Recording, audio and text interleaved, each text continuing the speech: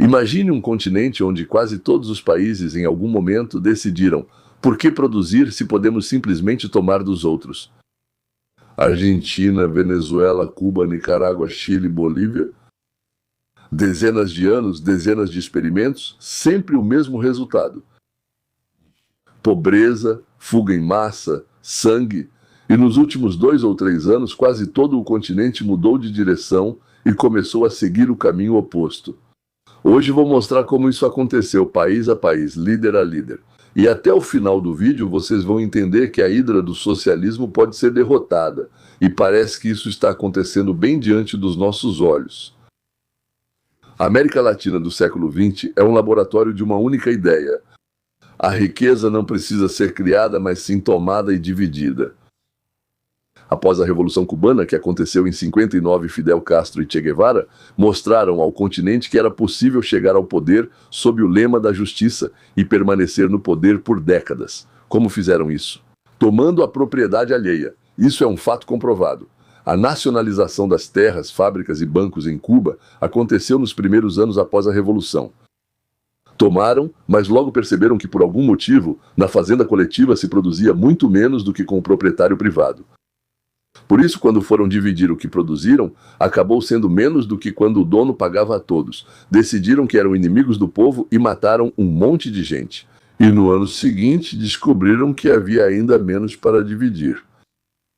Porque os camaradas que dividiam, bem, aqueles que dividiam, quiseram pegar uma parte maior para si mesmos. Eles deram menos para os outros e mais para si mesmos. Bem, esse é um tipo de slogan socialista. O que surpreende, pois todos achavam que quem fosse dividir faria isso de forma igual para todos, ou até pegaria menos para si. Ou seja, passou a ter pouca coisa para dividir. E ainda por cima, a maior parte disso era levada por aqueles que se autodenominavam os responsáveis pela divisão. Ninguém gostou disso, exceto os próprios que dividiam. Aqueles que dividiam, esses gostaram. Gostaram muito, aliás. Começaram a impedir qualquer chance de mudar a ordem das coisas. Eles se alinhavam e cantavam canções revolucionárias, pois quem saísse da linha ou não cantasse era baleado na hora. Depois de Cuba, outros seguiram o mesmo caminho. No Chile, em 1970, sim, chegou ao poder de forma democrática, o socialista Salvador Allende. E começou a nacionalização da indústria do cobre e das grandes empresas. Aliás, lembro que Adolf Hitler também chegou ao poder de forma absolutamente parlamentar e democrática. Na Nicarágua, em 1979, os sandinistas repetiram o cenário cubano. Na Venezuela, em 1999, Hugo Chávez iniciou o chamado socialismo do século XXI, como ele mesmo chamou, socialismo do século XXI, e esse talvez seja o mais recente, o mais recente, o mais destrutivo de todos os experimentos, pelo menos aqui. Em outros continentes fizeram experimentos mais radicais, sempre seguindo a mesma lógica. Quero que lembrem disso. Porque isso é a chave para tudo o que estamos conversando aqui. Só existem 2 maneiras de adquirir propriedade. A primeira é produzi-la, e a segunda é atacar aquilo que já foi produzido por outra pessoa. Tomar para si e depois fingir que está dividindo de forma justa. Qualquer sistema socialista, marxista ou essencialmente fascista. Porque a nacionalização sem a abolição da propriedade privada, juridicamente, é fascismo. Qualquer programa desse tipo escolhe o segundo caminho. E o segundo caminho não cria nada. Ele apenas consome o que foi criado antes.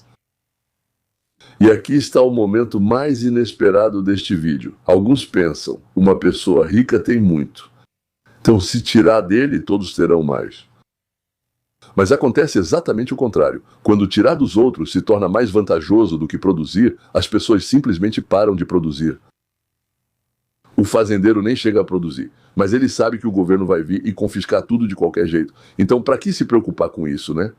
A fábrica não vai modernizar nada se souber que vai ser nacionalizada.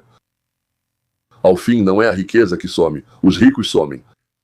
Os produtos desaparecem das prateleiras para todo mundo. O paradoxo do socialismo é que ele promete abundância através da divisão e acaba trazendo fome através da destruição da produção. Essa é a verdade que as pessoas na América Latina levaram quase 70 anos para perceber na própria pele. E essa é a pergunta que deve ser feita agora. Por que as pessoas nesses países quase nunca precisaram ser forçadas ao socialismo? Eles próprios, de forma voluntária e com entusiasmo, seguiam essa ideia. Porque a ideia é incrivelmente simples e incrivelmente atraente do ponto de vista emocional. E ninguém pensa nela até o fim. As pessoas, na maioria das vezes, são seres emocionais, não racionais. Elas não pensam nas consequências futuras. Mostram uma imagem simples. Aqui estão os ricos. Eles têm muito. Vamos tirar deles e dar para vocês, e todo mundo vai ficar bem, e tudo será justo. É incrível, não? É possível pegar um peixinho do lago, sem nenhum esforço. Essa ideia é fácil de vender. Qualquer povo. Mas os latinos, que são emocionais, ainda por cima são muito emotivos. Por isso eles simplesmente agarraram isso com as duas mãos, como se diz. Aliás, eles trabalham sobretudo com as mãos. E é por isso que a cabeça não se desenvolve bem, especialmente no pensamento crítico, longo e de várias etapas, e os que foram para as universidades, lá onde teoricamente deveriam ensinar a pensar de forma independente. O resultado foi exatamente o oposto. No ambiente universitário e no chamado meio intelectual, isso é mostrado insistentemente às pessoas. De jeito nenhum você deve pensar de forma independente. Você deve ouvir o que diz a liderança, os líderes, a chefia, quando você é estudante, os professores, o que diz o partido. Se você duvida ou fala algo que não deveria ou que não é permitido, você ou é expulso ou é preso, ou simplesmente não deixam você progredir na carreira. Por isso, fique quieto. Depois você se convence de que está tudo bem. O mais assustador é que, para essas pessoas, o pior castigo nem é a prisão. O mais assustador é quando o próprio grupo, as pessoas com quem você vive, trabalha e convive socialmente, começam a te expulsar do convívio deles, como se você fosse um inimigo. É o medo de ser expulso, de ser colocado para fora. O medo de ser excluído do grupo supera o medo da prisão. E é por isso que as pessoas estão dispostas a fazer absolutamente qualquer coisa, só para que, Deus me livre, não sejam expulsas do círculo social, assim, sem um único tiro. Dentro desses países, o socialismo se espalhou pelo continente como fogo em capim seco, quase sem encontrar resistência. Antes de continuarmos, por países, por números, por nomes, inscreva-se. Inscreva-se no canal e ative o sininho para não perder a continuação desse tema. Porque a seguir vou falar sobre algo que você realmente não espera ouvir. Se você se interessa por uma análise mais profunda e sistemática de por que a liberdade funciona e a redistribuição não, veja o link na descrição para o canal Roteiro para a Liberdade. Lá eu explico esses mecanismos. Eu diria de forma mais detalhada, certo? Resumindo. Primeiro laboratório, Cuba. Cuba. E nada de Yankees de jeito nenhum. Vamos começar por ela, pois é o experimento mais longo. Mais de 65 anos com o mesmo modelo. Antes da Revolução, Cuba era um dos países mais desenvolvidos da América Latina em termos de renda per capita. Esse fato é comprovado pelas estatísticas da ONU da época. Ou seja, depois da nacionalização das usinas de açúcar, do refino de petróleo e do comércio, a ilha passou a depender dos subsídios soviéticos. Na verdade, Cuba não produzia o suficiente para se sustentar e se mantinha graças aos subsídios de Moscou. Quando em 1991 a União Soviética desmoronou, os subsídios desapareceram. E Cuba entrou no chamado período especial. Eles mesmos, os cubanos, o chamavam assim: fome, cortes de energia, bicicletas no lugar de carros. Isso não é uma versão. São fatos documentados, descritos por dezenas de jornalistas e historiadores independentes. E o que é especialmente revelador, depois de mais de 60 anos de construção do socialismo, Cuba ainda utiliza o sistema de racionamento de alimentos por cartões. Cartões para pão, cartões para manteiga, cartões para arroz. E isso no século XXI, enquanto nos Estados Unidos 2% da população alimentam todo o país. E além disso, sonham em vender a mesma quantidade de eletricidade da refinaria de petróleo para mais alguém. Hoje, segundo observadores independentes e organizações de imigrantes cubanos, apresento isso como uma versão, porque não se deve confiar nas estatísticas oficiais cubanas. Nos últimos anos, mais pessoas deixaram o país em proporção à população do que em qualquer outro momento da sua história, incluindo a fuga em balsas nos anos 90. É que nas balsas, nos anos 90, metade do país tentou fugir. E assim, em Cuba, o experimento socialista fracassou completamente. 8 países mais ricos do mundo. No início do século XX, a Argentina era um dos países mais ricos do planeta. Pela renda per capita, ela estava entre os 8 países mais ricos do mundo, superando muitos países da Europa Ocidental. Isso é um fato histórico comprovado. Terras férteis em abundância, exportação de grãos e carne bovina para a Europa, um fluxo de capital e de imigrantes que chegavam a Buenos Aires em busca de uma vida melhor. Naquela época era como hoje em dia ir para Nova York, entende? Mas quando o país acumulou riqueza, as pessoas passaram a querer não criar algo novo, mas sim tirar o que os outros haviam criado. Em 1946, Juan Perón chegou ao poder. De fato, como eles o chamavam, o grande redistribuidor do continente. Sim, o grande redistribuidor. O peronismo é a nacionalização de setores inteiros, controle estatal sobre salários, preços, programas sociais generosos, sobre o financiamento, digamos, não pelo crescimento da produção, mas pelo consumo da riqueza já acumulada pelo país. Ao lado dele estava sua esposa, Eva Perón. A mesma Evita, sobre quem depois escreveram musicais, fizeram filmes e encenaram peças em todo o mundo, transformando-a em um ícone romântico. Mas se tirarmos a música e o brilho, diante de nós está uma mulher que usou sua própria fundação de caridade como um instrumento pessoal de poder político e clientelismo, distribuindo dinheiro e esmolas em troca de lealdade, um modelo clássico de patronagem em sua forma mais pura. Pelo número de vidas destruídas, gerações perdidas e perdas econômicas que o peronismo trouxe para a Argentina por décadas, por muitas décadas à frente. Na conta dela, segundo muitos historiadores, há quase tantas vítimas quanto alguns dos verdadeiros ditadores sanguinários do século XX. Ela não matava com balas, mas destruía lentamente a capacidade produtiva do país. Nos Estados Unidos da América também existe uma Evita. O nome dela, na verdade, não é Evita, mas sim Hillary Clinton. Ela fazia o mesmo, mas além disso, havia 80 pessoas que tiveram contato com essa família, por algum motivo inexplicável. Ou morreram de forma misteriosa ou cometeram suicídio. Além disso, alguns suicídios foram cometidos com arma de fogo na nuca. Teve até um caso em que a pessoa atirou em si mesma na nuca 2 vezes. Não estou brincando, o resultado é conhecido. A Argentina, que em termos de riqueza podia competir com os Estados Unidos e o Canadá, passou as 8 décadas seguintes em um ciclo constante de inflação. Calotes, crises. O peronismo sobreviveu a 5 Perons em meio século. Foi só em 2023 que a Argentina começou a sair dessa armadilha. Falarei mais sobre isso adiante. Agora, então, Nicarágua. A revolução contra o ditador se transformou em uma nova ditadura. Isso é algo que eu sempre disse também. Na Nicarágua, o socialismo não surgiu do nada. Ele foi trazido por uma revolução contra um verdadeiro ditador. Isso era uma ditadura de verdade, entende? A família Somoza governava o país com mão de ferro desde os anos 30. Era extremamente corrupta. Por isso, quando em 1979 o movimento sandinista de libertação nacional, de esquerda radical, derrubou a ditadura, uma parte significativa do país e até parte da comunidade internacional ficou sinceramente feliz. Foi uma revolta contra uma tirania real. E isso é um fato histórico comprovado.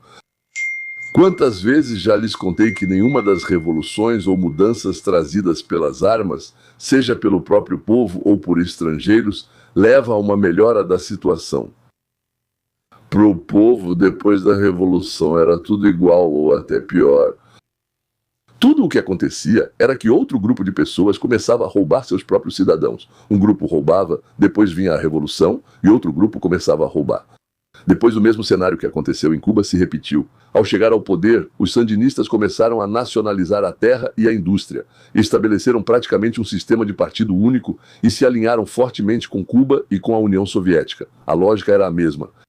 Derrotaram a injustiça de um ditador e quase imediatamente começaram a construir uma nova forma de injustiça. Bem, só que sob outros slogans. Mas a injustiça era de um novo tipo, admita. Os Estados Unidos, em resposta, começaram a financiar a oposição armada, os contras, e o país mergulhou em uma guerra civil de 10 anos, durante a qual a economia simplesmente entrou em colapso. Em 1990, ao que me parece, os sandinistas inesperadamente perderam as eleições livres e deixaram o poder por um tempo. Mas a história não acabou. Em 2007, um dos líderes da revolução, ou seja, Daniel Ortega novamente, eles votaram nele de novo. E nos quase 20 anos seguintes, ele transformou o país em um dos sistemas autoritários mais fechados da América Latina. Com a repressão de qualquer oposição, imprensa, igreja, a revolução, que começou como uma rebelião contra um ditador, fechou o ciclo e se tornou uma ditadura completa. Bem, na verdade é assim que geralmente acontece. Vocês já esperam há muito que eu fale sobre a Venezuela. Como ficar pobre com as maiores reservas de petróleo do mundo? Isso exige muita habilidade, não é? E então, a Venezuela é o país com as maiores reservas comprovadas de petróleo do mundo. Isso é um fato. Isso é confirmado pelos dados da OPEP. Hugo Chávez chegou ao poder prometendo dividir a riqueza do petróleo com todos. E parecia maravilhoso. Nossa riqueza nacional é distribuída entre poucos, alguns dos quais são até de fora do país.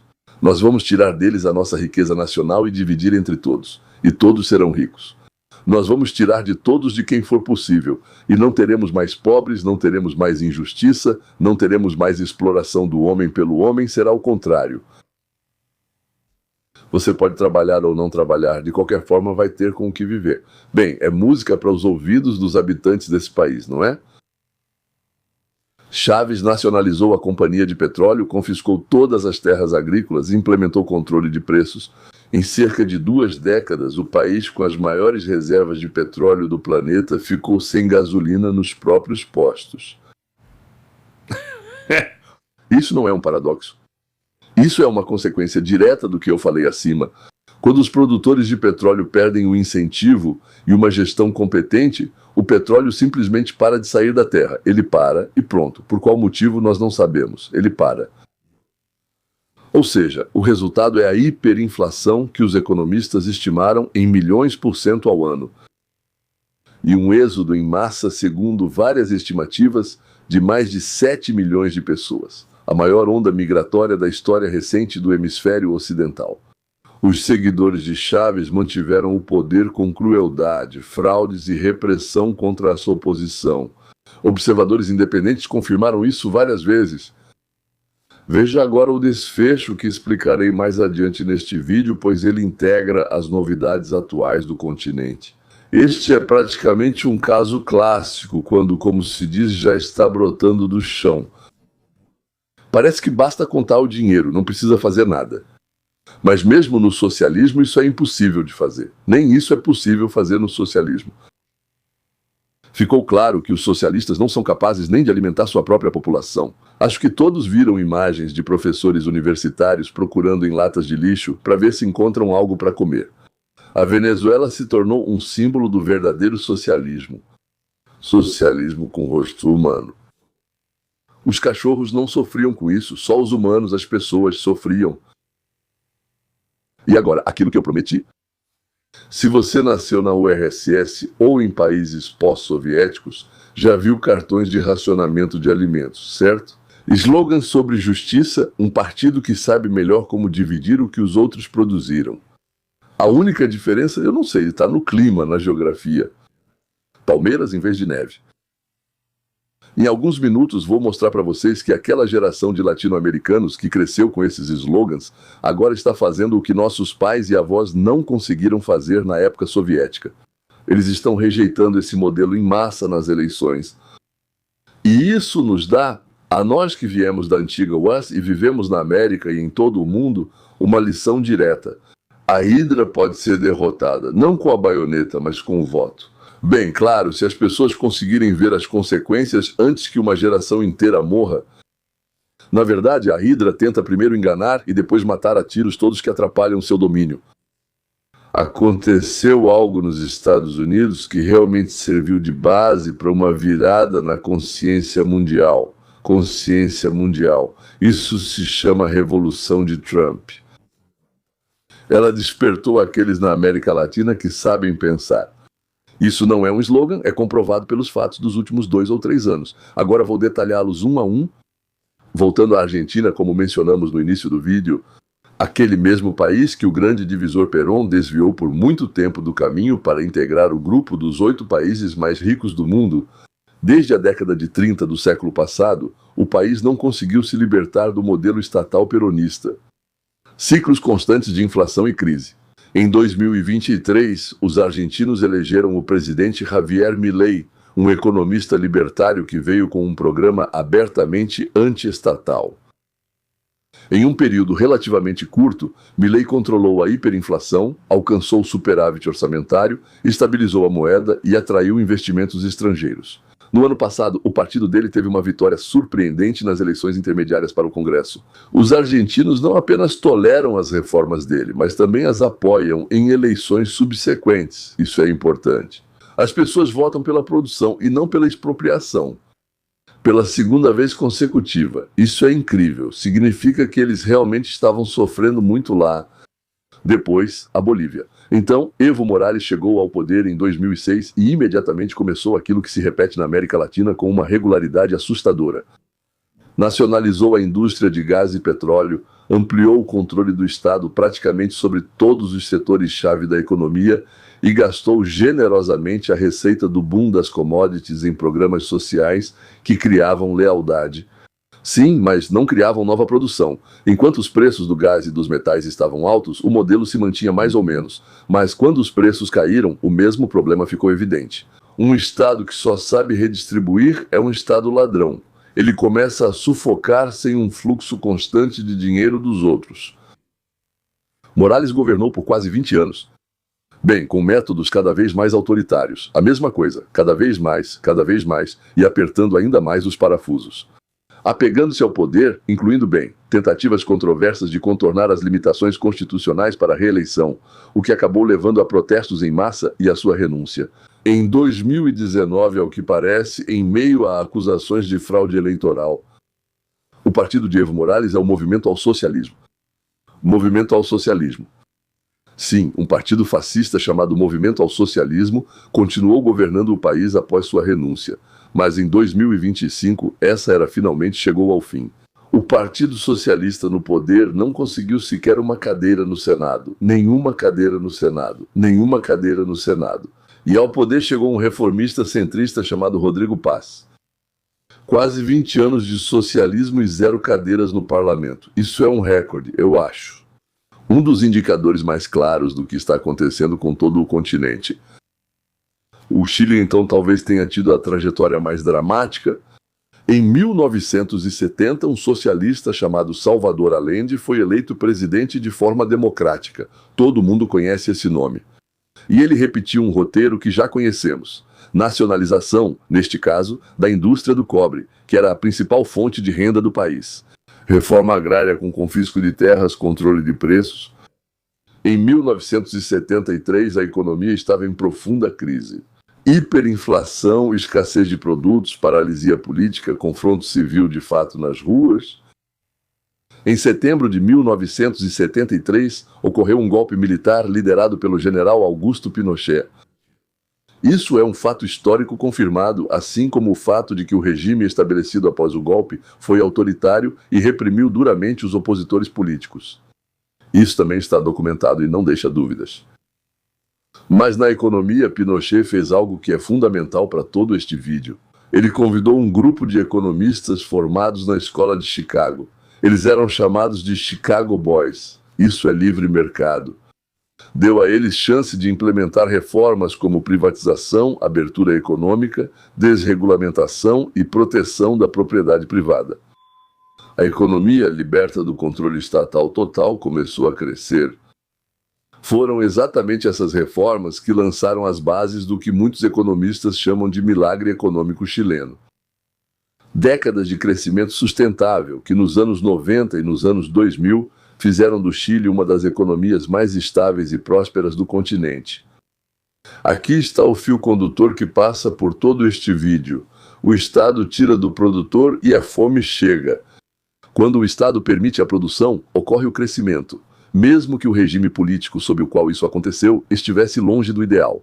No Chile, um país que após Pinochet passou décadas oscilando entre a esquerda e a direita, em dezembro de 2025, o candidato de direita José Antônio Kast obteve uma vitória decisiva no segundo turno contra a candidata do Partido Comunista.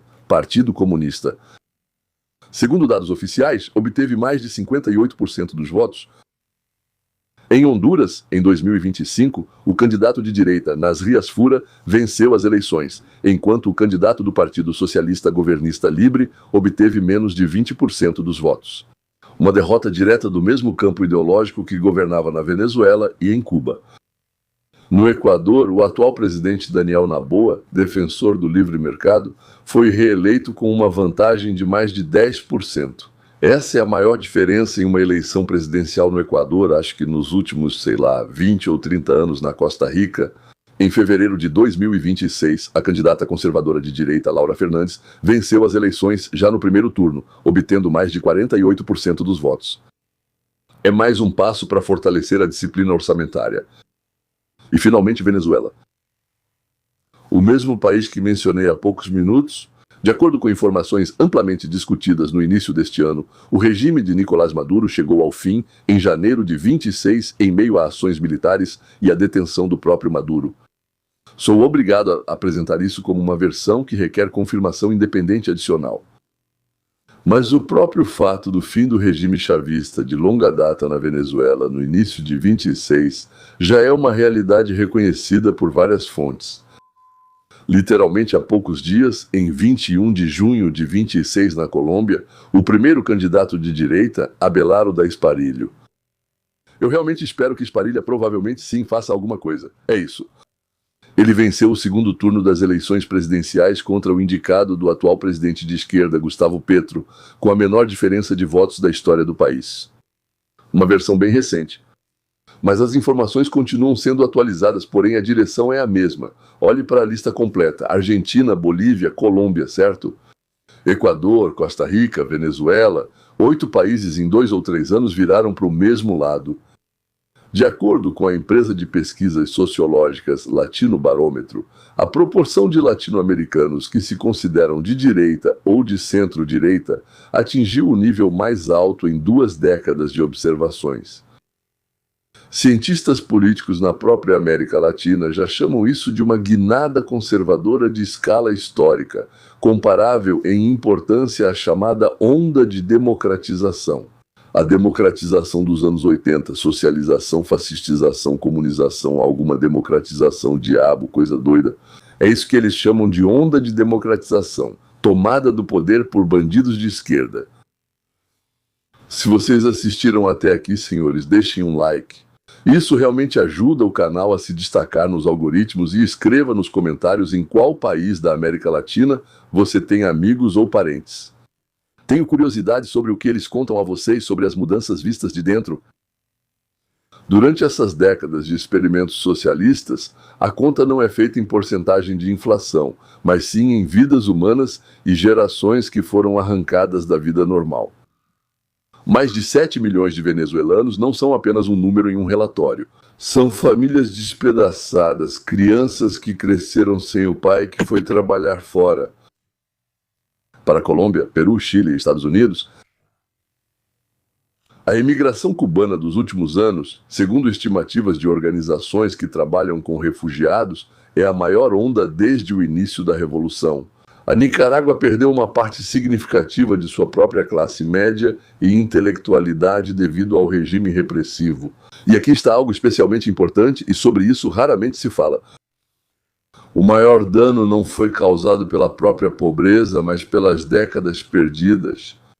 Uma geração de pessoas que poderia ter construído negócios, inventado, voado, ensinado, passou a vida em filas por cartões de racionamento ou emigrando para países estrangeiros começando do zero. Esse é o preço que não pode ser recuperado.